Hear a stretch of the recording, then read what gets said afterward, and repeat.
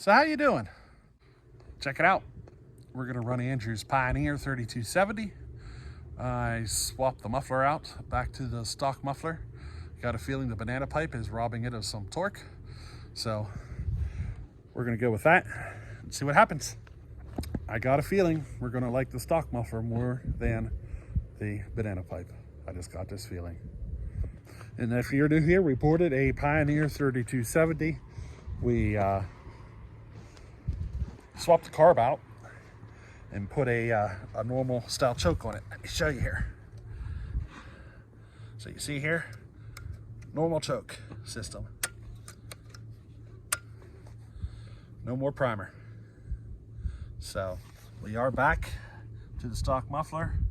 Nice big old port in the bottom of it. I got a feeling that big volume with that opening is going to work just fine for this saw. I just got a feeling. So we're going to test it out and see what happens. So what do you say we get on with this? Alrighty.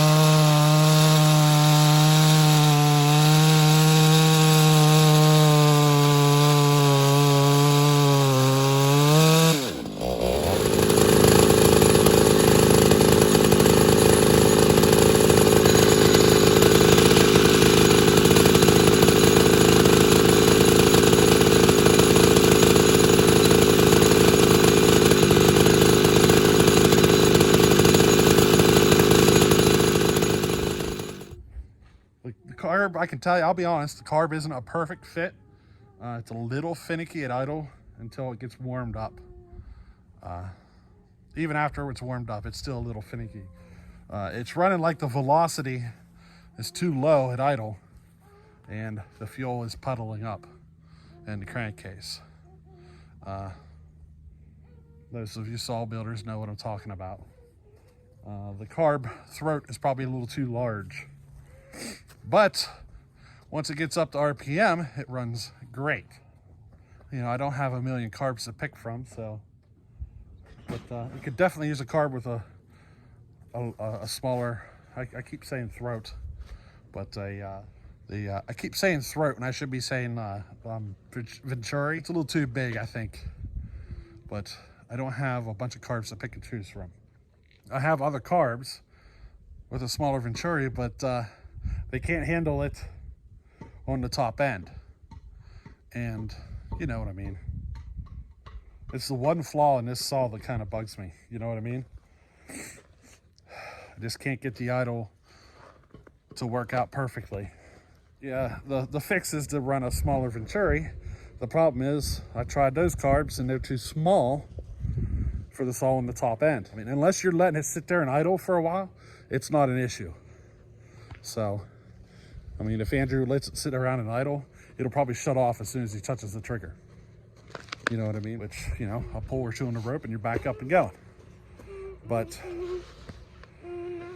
I think if we build another one of these, I might look at modifying the original carb more so, but the original carb don't have a choke. So I might build like a makeshift choke flap thing to work with the original carb other than doing a carb swap.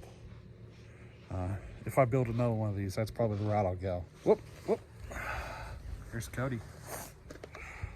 But stick with your original carb and build like a little flap or something to block the entrance of the carb to choke it off.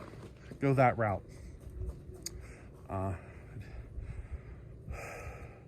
The other carbs that I have just aren't, you know, perfect. She cuts with more power with the stock muffler than she did with the banana pipe. So that tells me that my banana pipes, I need to make the exit hole a little smaller. They're just allowing too much air to escape and, you know, robbing it on the low end. They're definitely a good top end pipe. They'll let the saw scream, but I'll be honest, Andrew's saw runs a lot better with the stock muffler. It's a lot smoother cutting. It just, all around, it's better. So we're gonna leave the stock muffler on his saw. If he wants to put a hole in it and open it up, I'll leave that up to him. But my advice is to leave it as is. It runs too good the way it is now. You know what I mean? Just leave it. So, hey, we'll catch you on the next one. All right, later.